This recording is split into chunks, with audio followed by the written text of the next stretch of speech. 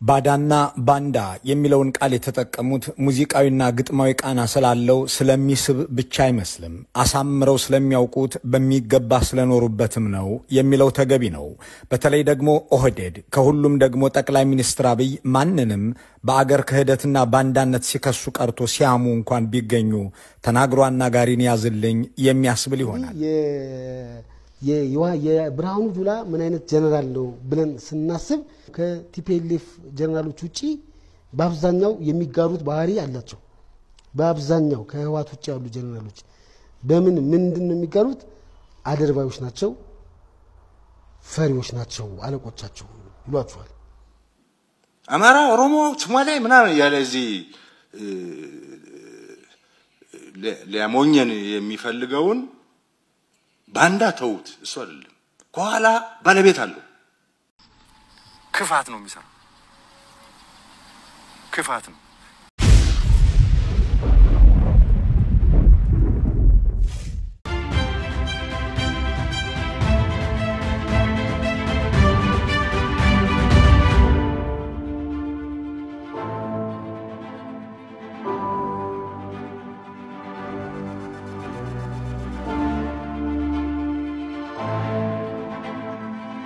ሰላም ጤና ይስጥልኝ አድማጭ ተመልካቾቻችን የጽናት ሚዲያ ቤተሰቦች እንደምን ቆያችሁ እንደምን አረፈዳችሁ እንግዲህ ጽናት ሚዲያ የተለያየ ፕሮግራማችን የምናስተላልፍበት ሰዓት ላይ እንገኛለን ጽናትን ላይክ ሼር ሰብስክራይብ ማድረጋችሁ እንዳትረሱ ወደ ዋና ፕሮግራማችን ዛሬ ስንገባ በዋናነት የብልጽግና አገዛዝ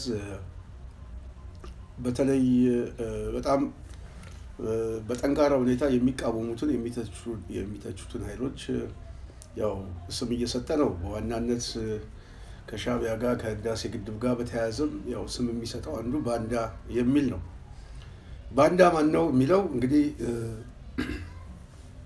ከአብይ አህመድ በላይ ከብርሃኑ ጁላ በላይ ባንዳ መቼም ያለ አይመስለኝም ግን ስም እየሰጡ ያሉት ከዚህ ጋር በተያያዘ ፖለቲካ ትርፍ እናገኛለን ብለው በዋናነት የሚያስቡት እኛ ልማት እያለማን ባንዳዎች ከኋላው ጉን ባንዳዎች ከግብጽ ጋር ተባበሩ ባንዳዎች ከሻቢያ ጋር ተባበሩ የሚል ክስ ነው እንግዲህ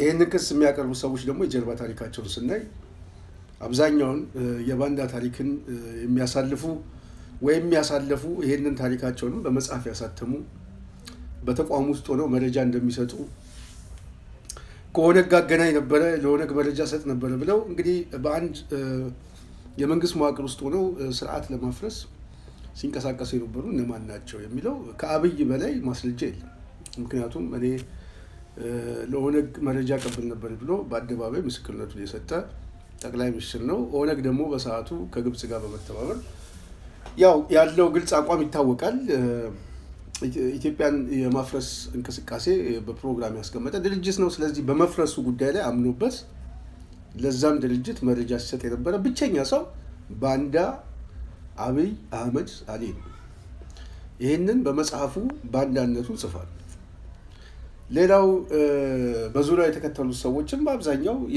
ለምሳሌ ብርሃኑ ጁላ ብናየው ታሪኮቹ በሙሉ ሲያዙት ወዴት ሲጠሩት አቤት እንደሚባለው አይነት አለቆቹን ከመታዘዝ ውጪ አሁንም ያለው የተለኝነትን ስሜት ከማስጠበቅ ውጪ ከዚህ በፊት የነበረው የጀርባ ታሪኩ የሚታወቅ ነው በብቃትም ወደፊት የመጣ ሰው ሳይሆን በተላላኪነት የመጣ ነው እና እነዚህ ሙርኮኞችና የባንዳ ስብስቦች በኢትዮጵያ ውስጥ ለነጻነት የሚታገሉትን ሰዎች ባንዳ ብለው ስም ሲሰጡ በጣም ይገርማል እነዚህ ባንዳዎች ደግሞ በትላንት ያደረ ታሪካቸው ምን እንደነበረ እየታወቀ ማለት ነው ለምሳሌ የብርሃኑ ጁላ ማን ነው ለሚለው እኔ ከምገልጸው በላይ የብርሃኑ ጁላ ታሪክን ተመስገን ደሳለኝ ጋዜጠኛ ተመስገን ደሳለኝ በደንብ አስቀምጦታል እስቲ ተመስገን ያለውን እንስማው ብርሃኑ ጁላ ነው ጀነራል ብርሃኑ ጁላ በቀድሞ ሰራዊት ውስጥ አየር ወለድ ነበረ በሽሬ ውጊያ የተማረከ ሲማረክ አስራለቃ የነበረ የኦሮምኛ ቋንቋ ተናጋሪ መኮንን ነው እንግዲህ የሶየ ከመጀመሪያ ወደ ኢህዲን ያው ኦህዴድ ገና ተዋቅሮ ስላልነበር ከዛም ወደ ኦህዴድ ተሸጋግሮ ከ87 በኋላ የሁሉም የድርጅቶቹ ሰራዊት ፈርሰው ወደ መከላከያ ሲኬድ በዚህ መንገድ ወደ መከላከያ የመጣ ጀነራል ነው። እንግዲህ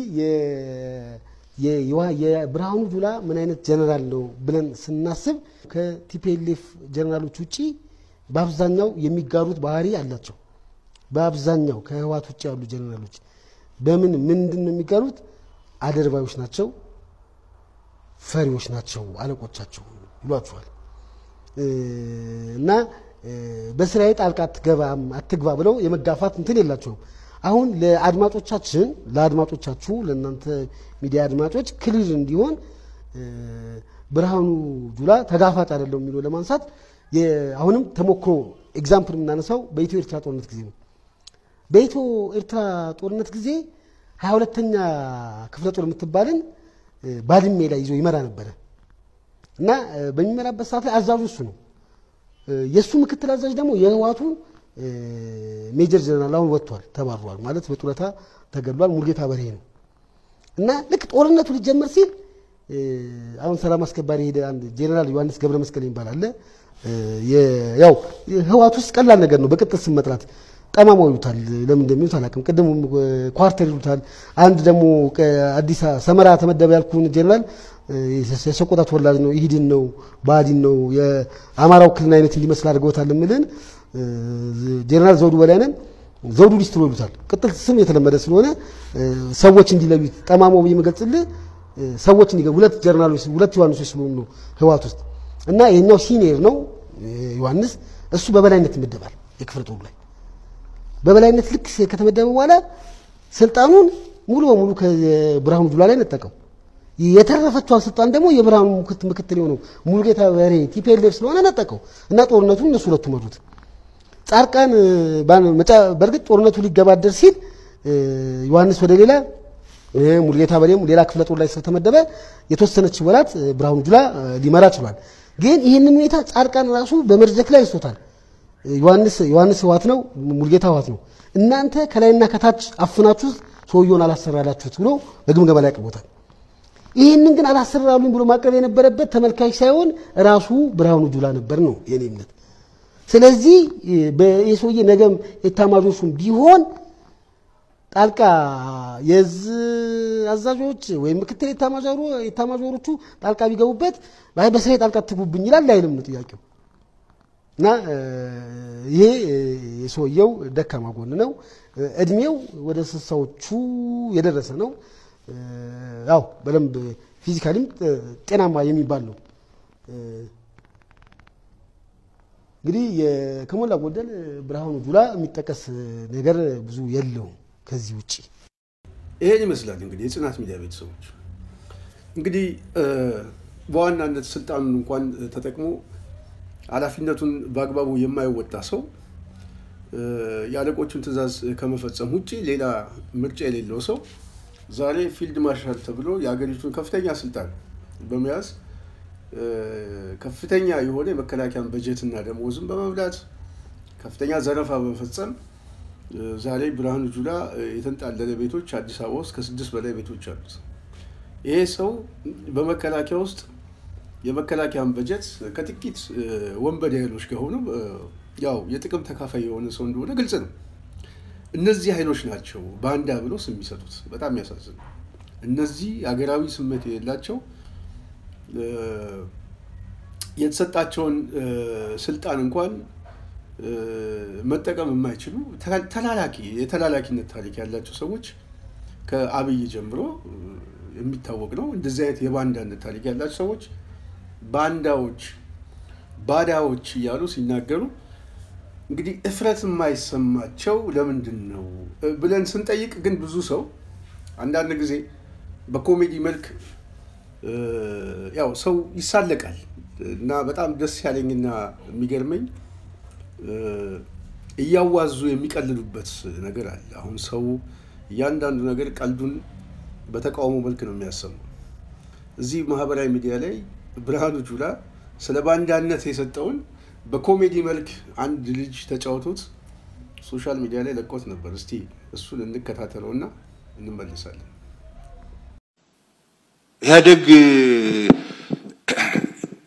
ኢህአዴግ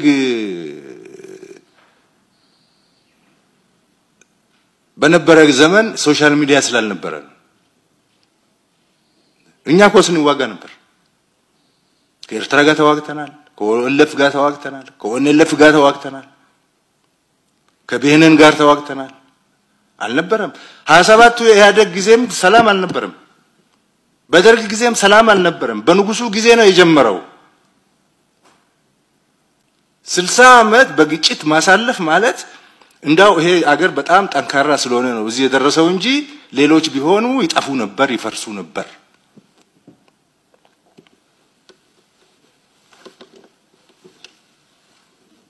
እና አሁንም ቀጥሏል።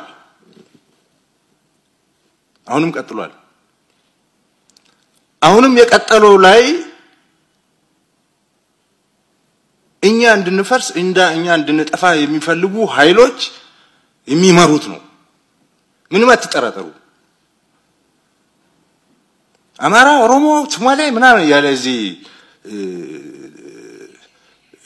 ሊያሞኘን የሚፈልገውን ባንዳ ተውት። እሱ አይደለም ከኋላ ባለቤት አለው። ባለቤቱ ደግሞ ይሄን አገር ማዳከም ከተቻለ ማፍረስ ነው፣ ካልተቻለ ማዳከም ነው። ክፋት ነው የሚሰራው። ክፋት ነው።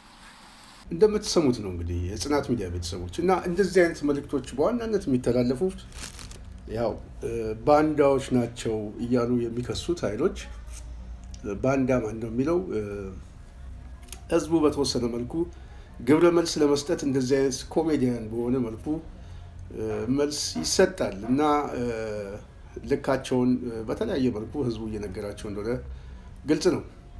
በተመሳሳይ ከዚህ ጋር በተያያዘ የጽናት ሚዲያ ቤተሰብ ኢትዮ ፎረም ቆንጆ ፕሮግራም ሰርቷል። በተለይ ባንዳና ባዳ ማን ነው የሚለው የአብይን አገዛዝ በደንብ የሚገልጽ ነው። አንዳንድ ጊዜ ጽናት ሚዲያ ኢትዮ ፎረም የሚያዘጋጃቸውን የተለያየ ፕሮግራም ያው በእኛም በኩል አድማጭ ተመልካቾቻችን ከፕሮግራም ጥራቱን ማኳያ እንደዚሁም ደግሞ ተገቢና ወቅታዊ ነው ብለን ስናምን ወደ እናንተ እናመጣለን። እንግዲህ እነሱም በዚህ ጉዳይ ላይ ምንም ችግር ያለባቸው አይመስለኝም።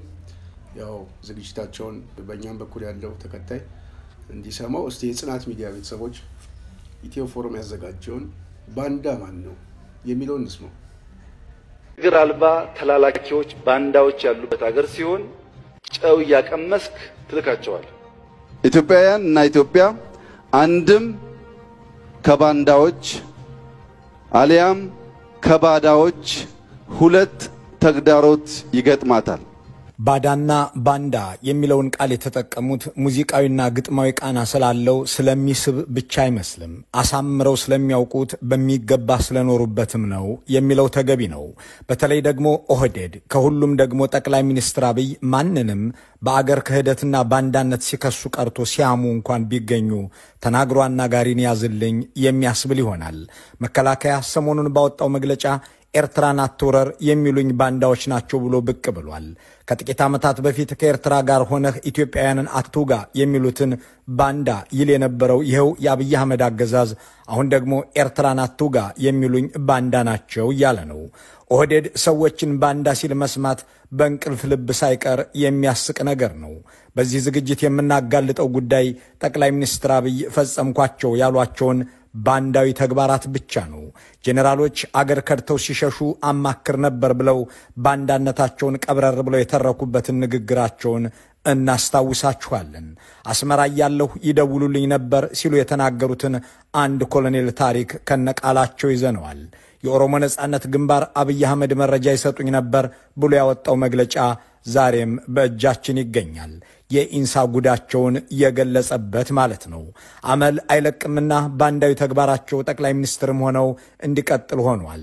ይህንንም ዘርዝረው ተናግረውታል። ኢትዮጵያን ለምዕራባውያንና ለአረቦች የሸጡበትን ባንዳዊ ተግባር እያልን አይደለም። አገራቸውን አሳልፈው ሰጥተዋል በቃ ሲላቸው ዜጎችን እሳቸው እወዳታለሁ ለሚሏት ሀገር እንዲሞቱ ሊያደርጉ እንደሚችሉ የተናገሩበትን ታሪክ በዝርዝር የምናቀርበው በማስረጃ ነው። ለአሜሪካ እሰልል ነበር ብለው የተናገሩትን ተነባቢው ዘ ኒውዮርከር መጽሔት ለታሪክ መዝግቦ ይዞታል። ይህ ጠቅላይ ሚኒስትሩ ስለ ራሳቸው የተናገሩት ለባዳ ሲላላኩ የፈጸሙት ባንዳዊ ተግባር ነው። አገዛዙ የባንዳዎች ስብስብ ለመሆኑ ደግሞ ከካቢኔ አባላቱ ቢያንስ ሁለቱ ከክልል ባለስልጣናትም ጥቂት የማይባሉት ቀጥተኛ ባንዳ እንደነበሩ ራሳቸው ክደው የማያውቁ ማንነታቸውን እንነግራችኋለን። ብልጽግናና ጠቅላይ ሚኒስትሩ ተናግረው ማናገር ስራቸው ነውና ዛሬ በዚህ ጥንቅር ቢያንስ የአደባባይ ባንዳዊ ቅሌቶቻቸው ይዘከራሉ። ለደቂቃዎች አብራችሁን በመቆየት ይህንን ታሪካዊ ማስረጃም በባለቤትነት እንድትጋሩት እንጋብዛችኋለን። መጪው ትውልድ ምናልባትም እያንጋጋ ፍርድ ቤት በአገር ክህደት የሚያቆምበት አጀንዳ እንዲሆንም ምኞታችን ነው። አብራችሁን ቆዩም። ብልጽግና አንድ ደጋግሞ የሚናገራት ከታሪካዊ ጠላቶቻችን ጋር የሚሰሩ የምትል አባባል አለችው። ይህ አባባል ብቻ ሳይሆን የራሱ ተግባርም ነው። ዛሬ በስልጣን ላይ ያሉት ሰዎች ከግብጽ ጋር በመልከስከስ የካይሮ ሰዎች የሚወረውሩትን በማንሳት የሚታወቁ ናቸው። ፖለቲካዊ ታሪካቸው የሚናገረው በጸረ ኢትዮጵያ እንቅስቃሴዎች ዛሬ ታሪካዊ ጠላት የሚሏት ግብጽ ከምትፈልጋቸው ከምትደግፋቸውና ከምታሰማራቸው ሰዎች ጋር ሆነው በአገራቸው ላይ ያሴሩ መሆናቸውን ነው።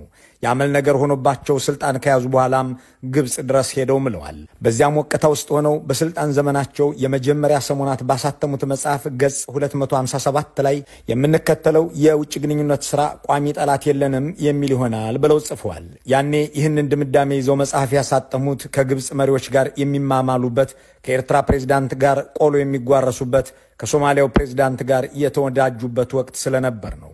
ኢትዮጵያ ቋሚ ጠላቶች አሏት። በተለይ ግብጽ እንደ አገር፣ ሻቢያም እንደ ድርጅት የኢትዮጵያ ጠላቶች ናቸው ብለው ይጮሁ የነበሩ አገር ወዳዶችን ያልተደመሩ ሰዎች እያለ በፕሮፓጋንዳም በጠመንጃም ሲያሳድድ የነበረ መንግስትና መንጋ ደጋፊው ነው ዛሬ ሌሎችን በባንዳነት ሲከስ የሚውለው። ኢትዮጵያ ቋሚ ጠላት የላትም ሲሉ የነበሩት ጠቅላይ ሚኒስትር አብይና ሹሞቻቸው ዛሬ ደግሞ የኢትዮጵያ ታሪካዊ ጠላት ግብጽ ነች ሲሉ እየተደመጡ ናቸው።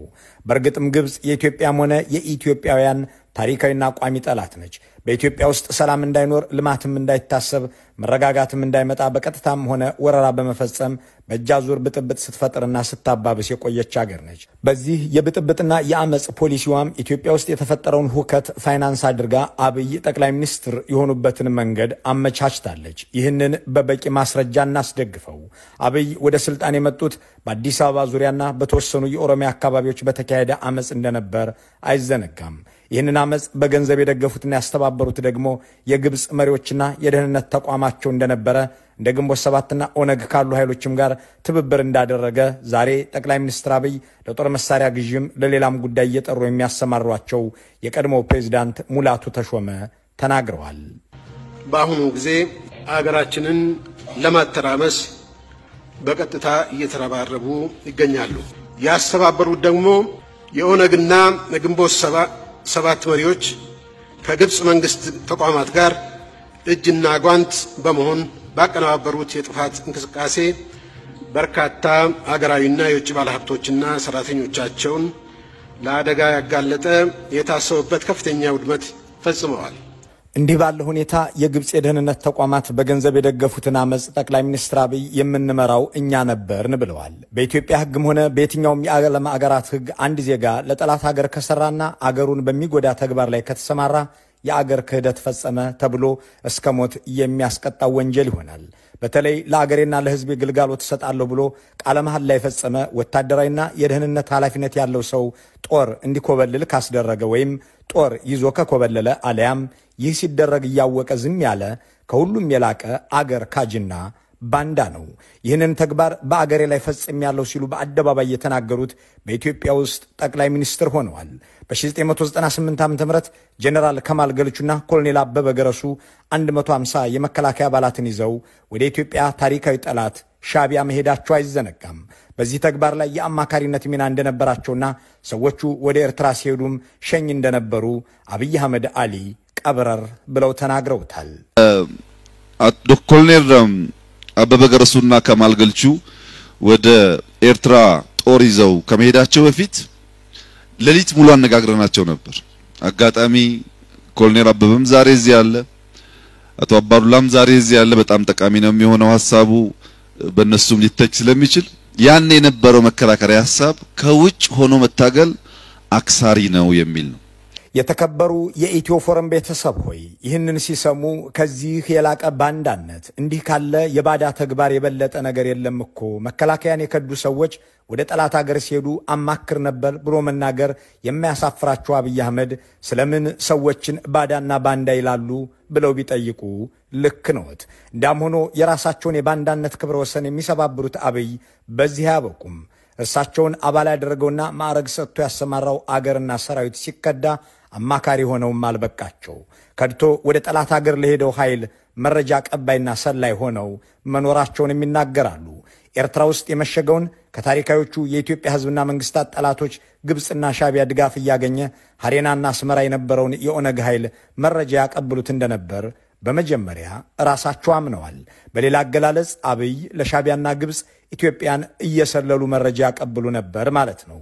ይህን ንግግራቸውን በጥቅምት ወር 2012 ዓ.ም ሐረር ከተማ ላይ ህዝብ ሰብስበው ባደረጉት ንግግር ኦነግ አስመራ ላይ ያለ መረጃ ቀብለው ነበር በማለት ፍርጥ አድርገው ተናግረውታል። ይህንን ተከትሎም ኦነግ ባወጣው መግለጫ ጠቅላይ ሚኒስትሩ እኔ ኤርትራ ያለሁ እሳቸውም ኢንሳ በሚሰሩ ጊዜ መረጃ ይሰጡኝ ነበር ብሎ አምኗል።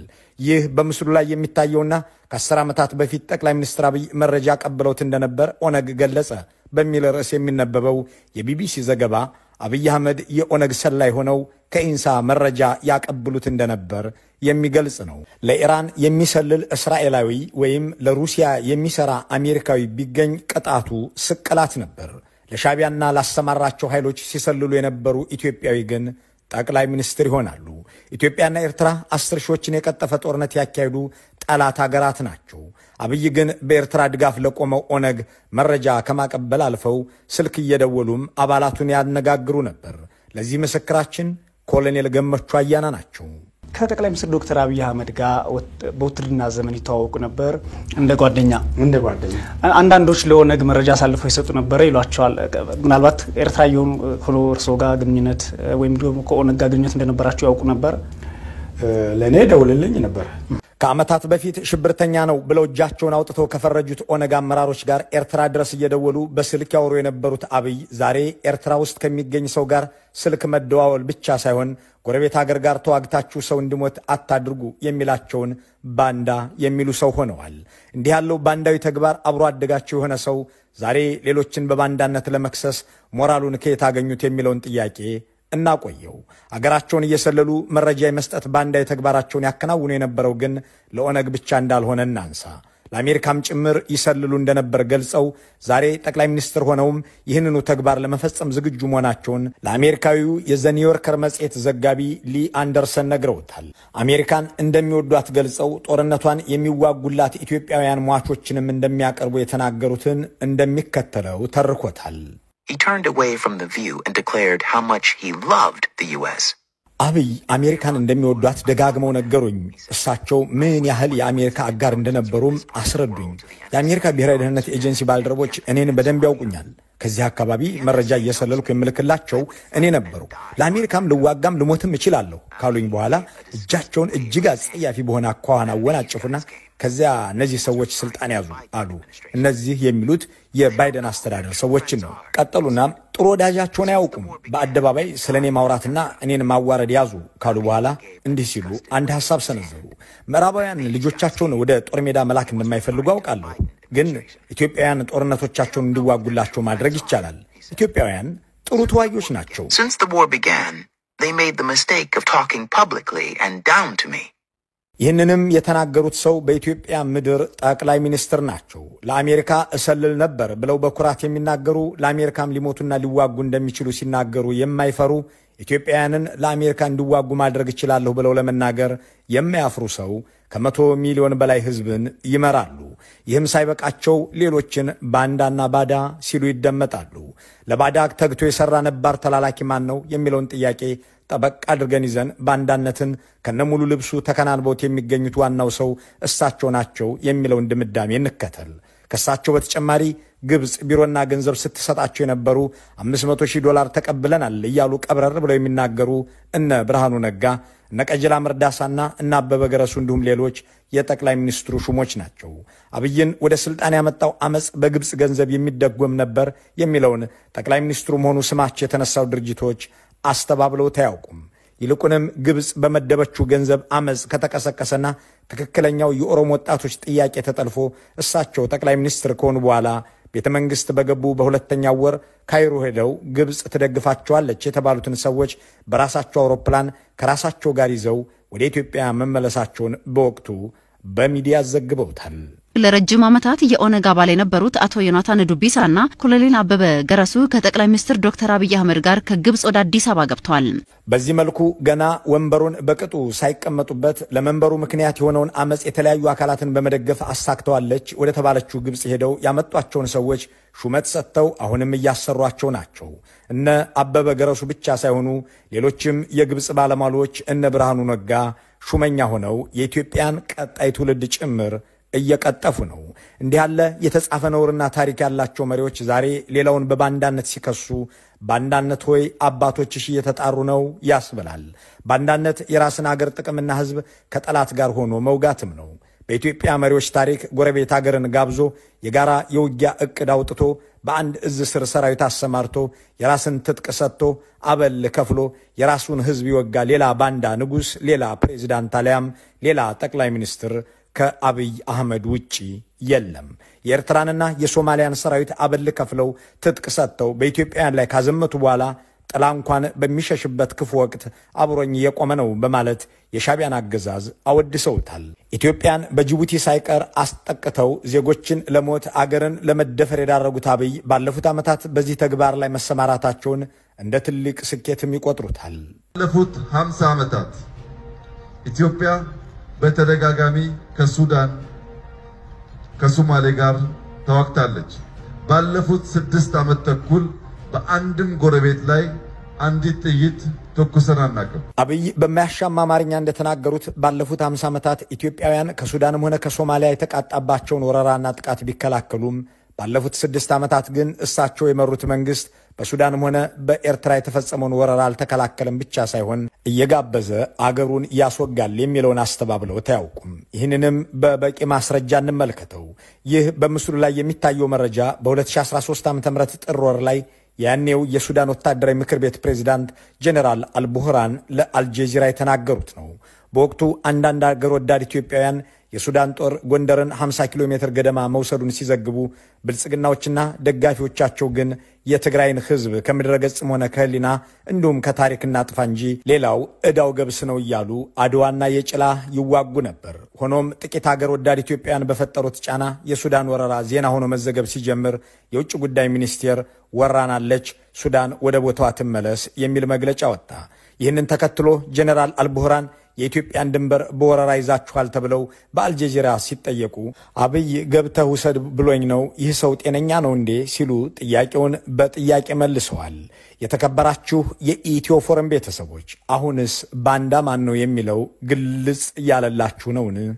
ኢትዮጵያ ከአድዋ እስከ ዛሬ የፈተናዎቿ ምንጮች 2 ነገሮች ናቸው፣ ባዳና ባንዳ። ግዴሎትም ባንዳም ባዳም እርስዎ ነዎት። ዋናዎቹ ጠላቶች እንኳን ኢትዮጵያን በዚህ ልክ አይጨክኑባትም የሚል ሙግት ልክ ይሆናል። ባንዳዊ በሆነ ተልእኮ ውስጥ አድገው ለሌላ ሀገር እሰልል ነበር እያሉ ለባዳም መስራታቸውን በኩራት የሚናገሩ ጠቅላይ ሚኒስትርና ስብስባቸው መንግስት በሆኑባት ኢትዮጵያ ስለ ባንዳነት መነጋገርም ውይይቱን እጅግ ከባድ ያደርገዋል። ይህ ሲባል ግን ባንዳዎች የሉም ማለት አይደለም። በጣሊያን ጊዜ ለፋሺስት እንዳደሩት ሁሉ ዛሬም ለግብጽ የሚሰሩ ዛሬም ነውር ያሸበታቸው ካይሮም አስመራም ቤታቸው የሆነ ከነዚህ ጸረ ኢትዮጵያ ኃይሎችም ጋር መተባበር አርበኝነት የሚመስላቸው ነባር ባንዳዎች በፖለቲካው ውስጥ በህይወት አሉ። የኢትዮጵያ ጠላቶች ባንዳን መሰብሰብና መመልመል የሚታወቁበት ብቻ ሳይሆን ዋና መሳሪያቸውም ሆኖ ኖሯል። ትናንት አብይ አህመድን ብርሃኑ ነጋን አሊያም አበበ ገረሱንና ቀጀላ መርዳሳን እንደመለመሉት ሁሉ ዛሬም የሚታዘዟቸው ሰዎች መፈለጋቸው አይቀርም። እነዚህን ሰዎች በስማቸው መጥራት ተገቢ እንደሆነ ሁሉ ግን በባንዳዊ ተግባር ጠቅላይ ሚኒስትርና ሚኒስትር የሆኑ ሰዎችንም እንደዚያው ብሎ መጥራት አካፋን አካፋ ብሎ እንደ መጥራት ያለ ነው።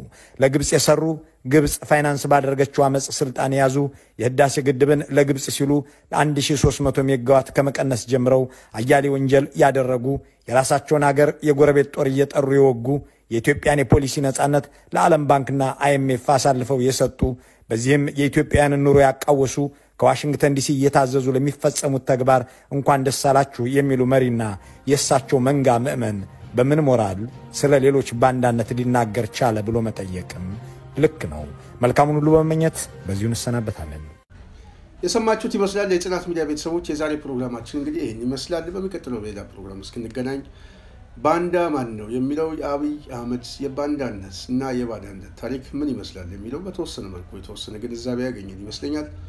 በሚቀጥለው ሌላ ፕሮግራም እንገናኛለን። የዛሬን በዚያ አበቃለሁ። እኔ ስንታየው ቸኮል ነኝ። ጽናት ሚዲያ ላይክ፣ ሼር፣ ሰብስክራይብ ማድረጋችሁ እንዳትረሱ እያልኩኝ እዚህ ላይ ሰናበታችኋለሁ። ሰላም።